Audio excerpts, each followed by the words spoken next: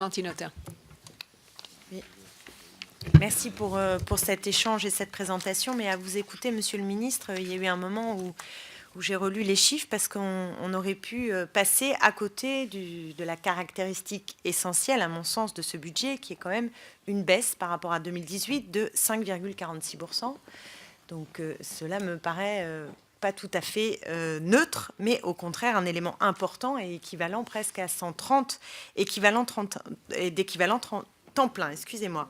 En 30 ans, et je crois que cette alerte a déjà été faite et il faut qu'on la mesure, on a un Quai d'Orsay qui a perdu 30% de ses effectifs, donc on est quand même sur une baisse structurelle qui pose un problème sur notre politique et notre diplomatie. Et je tiens vraiment à souligner que nous nous alertons profondément de cette situation. J'ai bien entendu en revanche la hausse pour le budget du G7 et notamment ce club des riches qui va se réunir à Biarritz l'année prochaine, pour lequel là, en revanche, vous allez trouver de l'argent, plus 8 millions d'euros. Est-ce qu'on peut savoir à quoi cet argent va servir? C'est quand même pas tout à fait neutre. Peut-être pensez-vous que cela va ruisseler. Je vous invite alors à lire le livre d'Arnaud Parianti sur le mythe de la théorie du ruissellement, parce que là, je ne vois pas très bien ce que cela peut produire.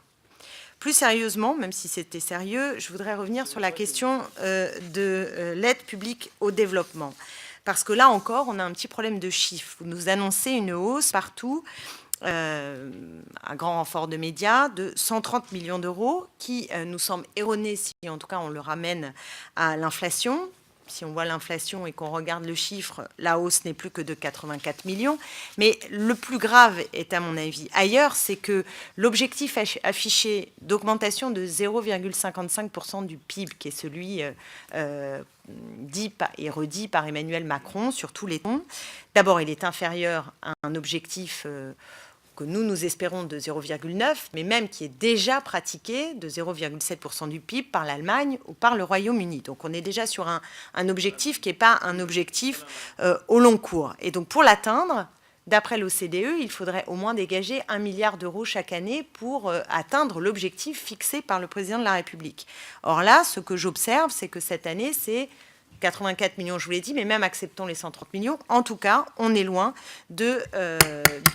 d'avancer avec ce budget vers l'objectif même affiché et redit par le président.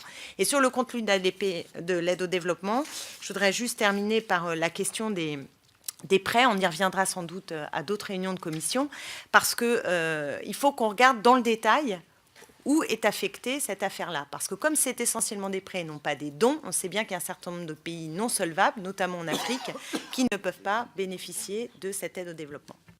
Merci beaucoup, Madame la députée.